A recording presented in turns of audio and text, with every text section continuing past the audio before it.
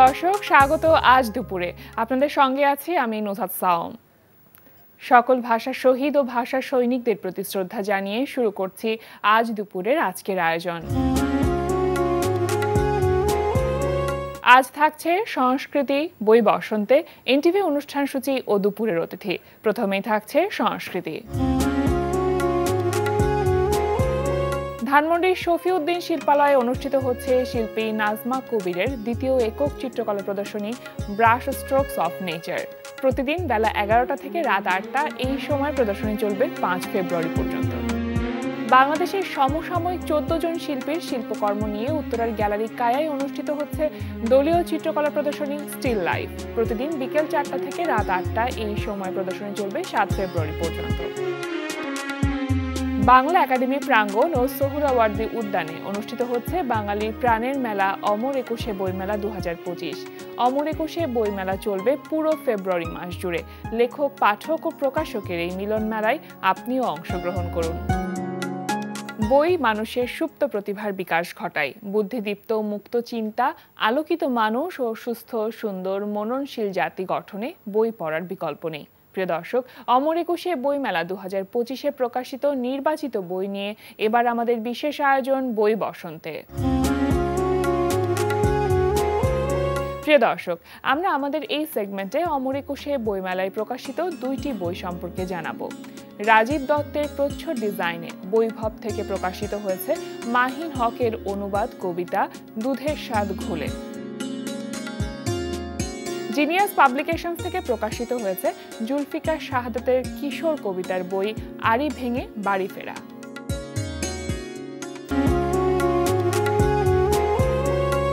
যদি তুমি ভয় পাও তবে তুমি শেষ, যদি তুমি রুখে দাঁড়াও তবে তুমিই বাংলাদেশ।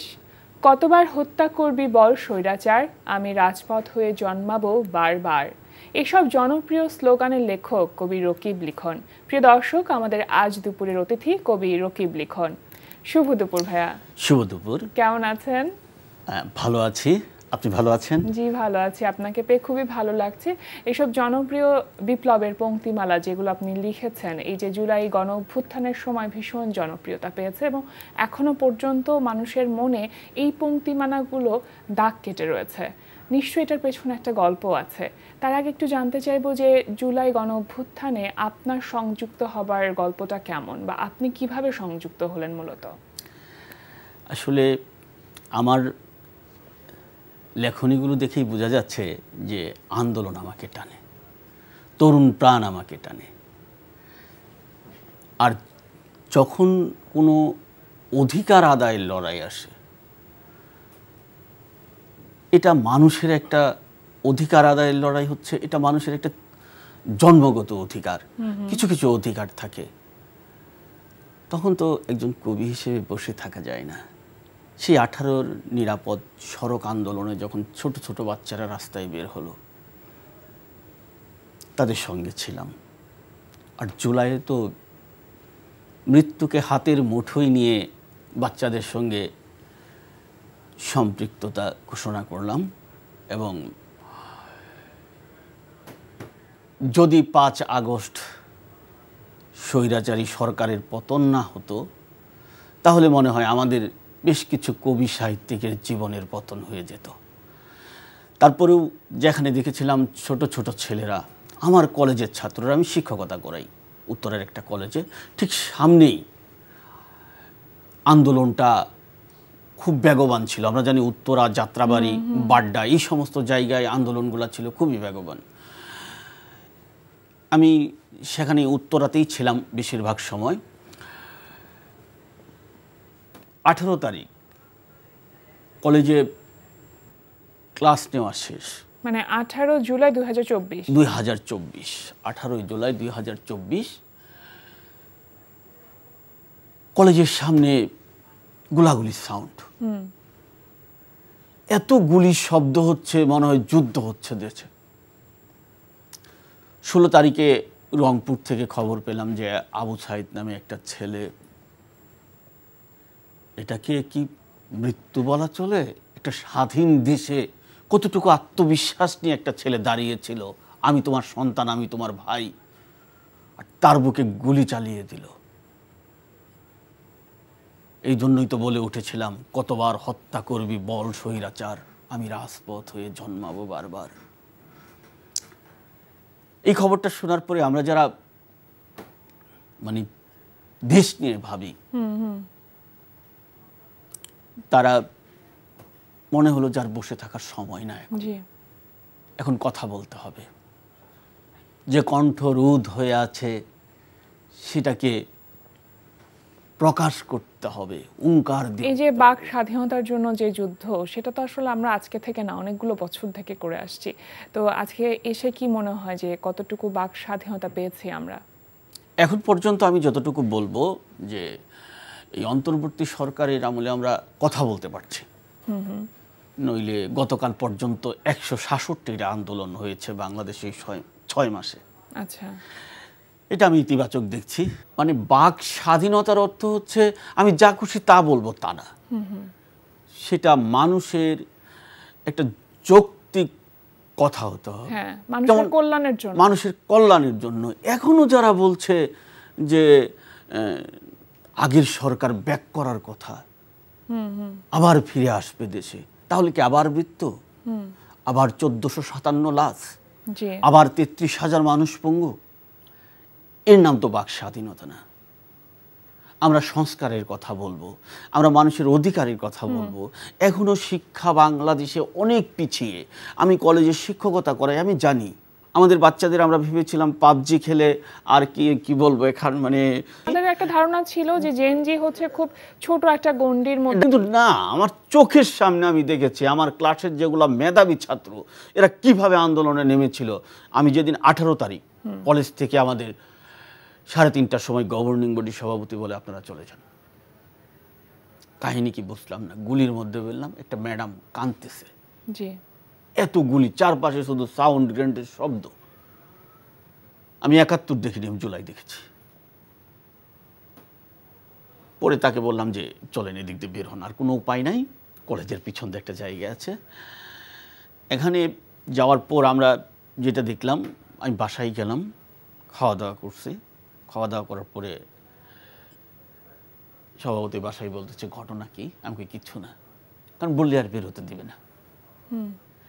বের হয়ে সরাসরি রওনা হলাম, মানে থানা থেকে মিনিমাম ½ কিলোমিটার দূরে এখন পর্যন্ত গুলি পড়তেছে।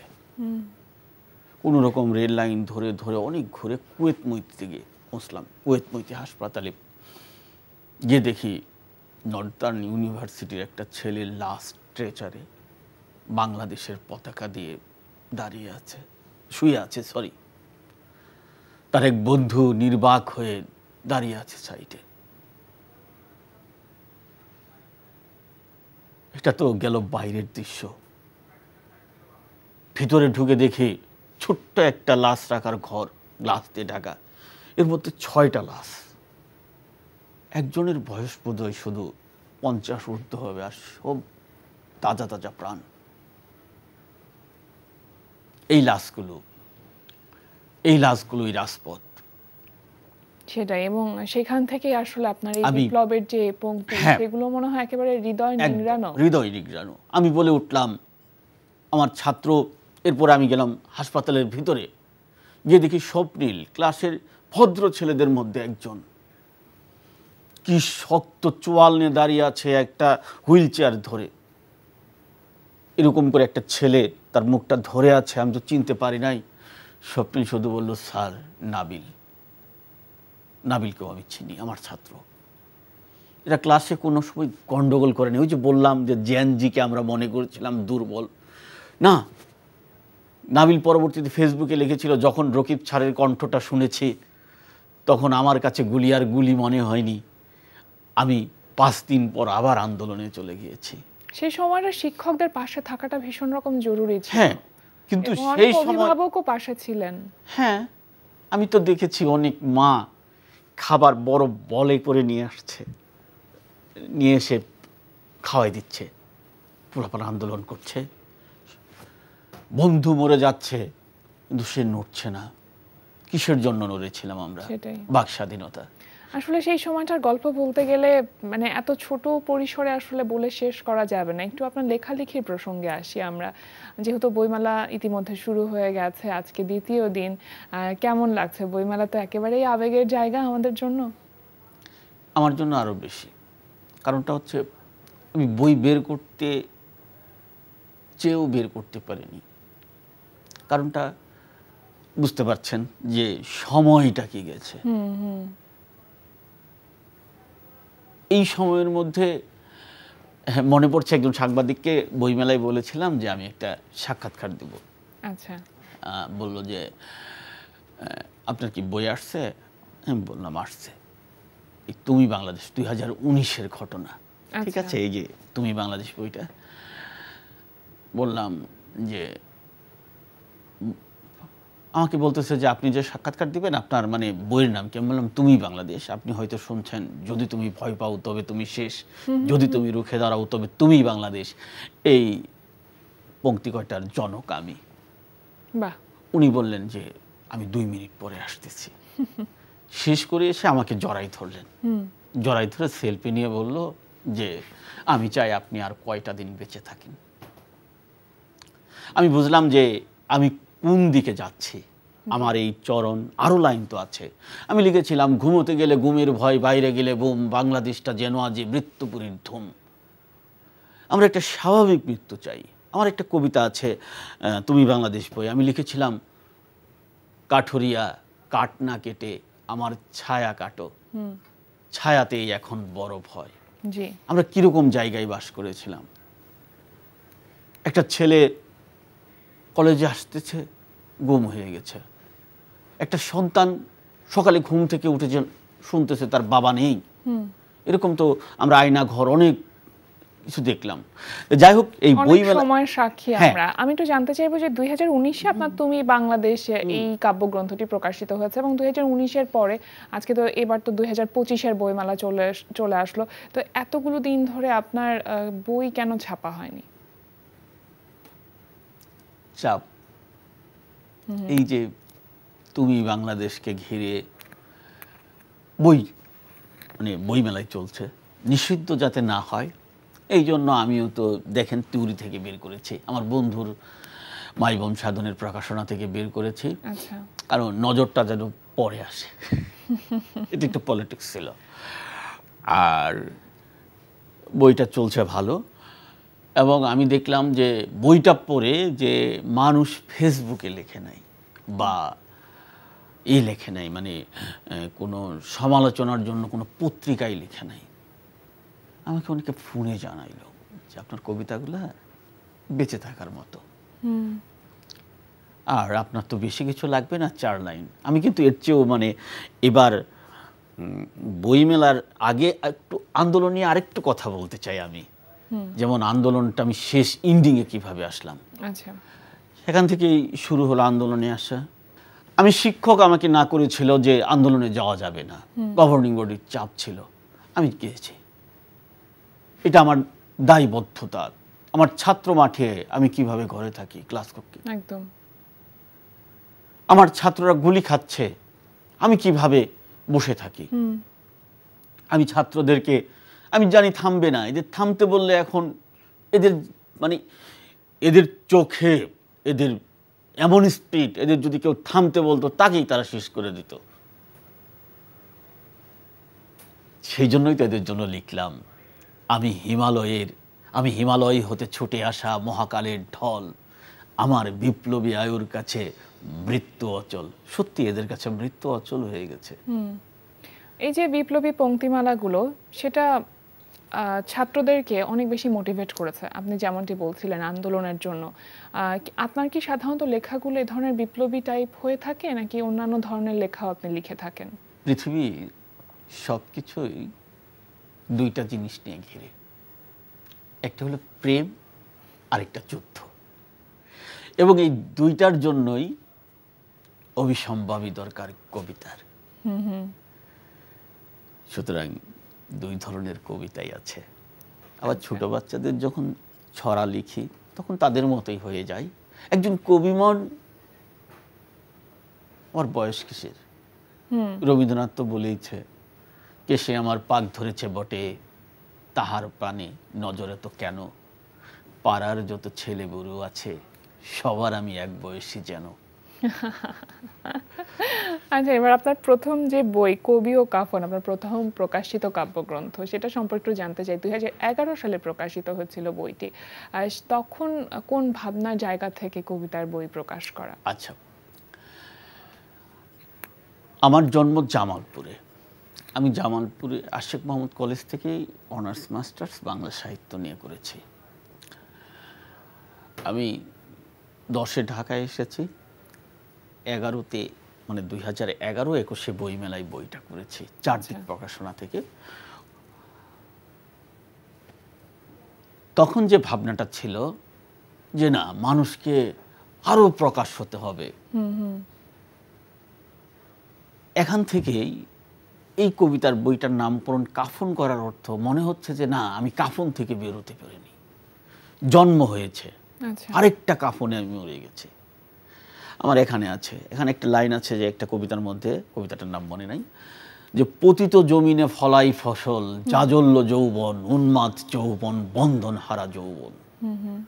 আমি বিশ্বাস করি যে স্পিরিট মানুষের মধ্যে যদি এসে যায় তাকে রোখা অসম্ভব। আর এখান থেকে কবিও কাফন আর কবিও দর্পণ, এটা আসলে আমি এখন মানে 2টা কাব্যগ্রন্থে অস্বীকার করি। কেন? সেটা কেন? আমার মনে হয় কবিতার পরিবর্তন অবিসম্ভাবী আর কবিরও পরিবর্তন অবিসম্ভাবী। মানে সেই পরিবর্তনটা কেমন? মনস্তাত্ত্বিক পরিবর্তন? মনস্তাত্ত্বিক, ভাষার শৈলী, এরপরে আপনাকে বলতে হবে যে শব্দচয়ন, এবং কবিকে এমনভাবে আপডেট হতে হবে যেন সে 100 বছর পরেও তার কবিতাটা কবিতাই থাকে, সব সময়ের জন্য, মানে সমসাময়িক বা প্রাসঙ্গিক হয়। যেমন আমার যে এই যে বিপ্লবী লাইনগুলা, এগুলো যখনই বিপ্লব প্রাসঙ্গিক, এরকম কিছু থাকে। যেমন আরেকটা লাইন আছে, যেমন পৃথিবী যেদিন থেকে সৃষ্টি হয়েছে, মানব সভ্যতা শুরু হয়েছে, সেদিন থেকে অন্যায় নামক একটা শব্দ আছে।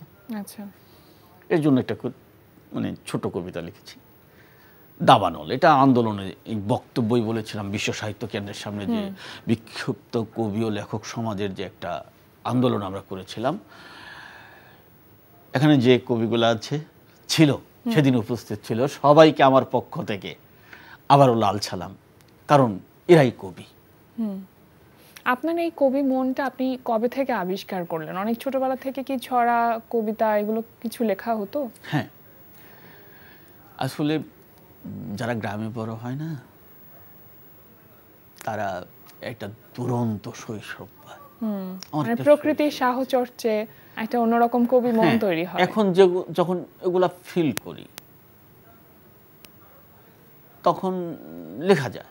আচ্ছা, এবং এখন আমার মনে হয় আমার 2টো পাখা আছে হাতের সাথে, আমি উঠতে পারবো যদি আমাদের বাংলাদেশে যদি আর এরকম কোনো মুভমেন্ট না আসে, তবে ভালো কিছু করা সম্ভব। পৃথিবীতে ওই যে বলেছিলাম, প্রেম এবং বিপ্লব 2টা কবিতায় টিকে থাকে। অনেক অনেক শুভকামনা রইল আপনার জন্য, আপনার লেখালেখির সমস্ত কাজের জন্য। আজকে একেবারেই আমাদের আয়োজনের শেষ প্রান্তে আমরা চলে এসেছি। আপনার কণ্ঠে আপনার লেখা কোনো কবিতা দিয়ে আমাদের আজকের আয়োজন শেষ করতে চাই। কোনটি শোনাবেন আমাদের? জেনজির কাছে আমার অনুরোধ থাকবে, অথবা জেনারেশন 2 আমরা যাকে বলছি, তোমাদের কাছে আমার অনুরোধ থাকবে, আমি তোমাদের আন্দোলনে সম্পৃক্ত ছিলাম, আছি এবং ভবিষ্যতে থাকব। এখন তোমাদের লড়াইটা হবে দুর্নীতি নিয়ে, আর তার জন্য আমি বলতে চাই আমার দাবানল কবিতাটা, যদি মরে যাই আমার জন্য ফেলো না দুফোঁটা চোখের জল, সেই জলটুকু অনল করে অন্যায়ের বিরুদ্ধে জ্বালিও দাবানল। ধন্যবাদ। কবি তার শব্দের মধ্য দিয়ে বেঁচে থাকবে, এটাই স্বাভাবিক। আজকে আমাদের আয়োজনে আসবার জন্য আপনাকে অসংখ্য ধন্যবাদ। আপনাকে অসংখ্য ধন্যবাদ। প্রিয় দর্শক, আমরা চলে এসেছি অনুষ্ঠানের শেষ প্রান্তে। অনুষ্ঠান সম্পর্কে আপনার মতামত জানাতে মেইল করুন আজ দুপুর @ntvbd.com-এ। বিশ্বের যে কোনো প্রান্ত থেকে যে কোনো সময় আজ দুপুরে দেখতে ভিজিট করুন আমাদের পূর্ণাঙ্গ ওয়েব পোর্টাল www.ntvbd.com। এছাড়া এনটিভির সব জনপ্রিয় অনুষ্ঠান ও খবরের আপডেট পেতে ভিজিট করুন আমাদের ইউটিউব চ্যানেল ও ভেরিফাইড ফেসবুক পেজে। সবার মঙ্গল কামনায় আজকের মতো এখানেই শেষ করছি। শুভ দুপুর।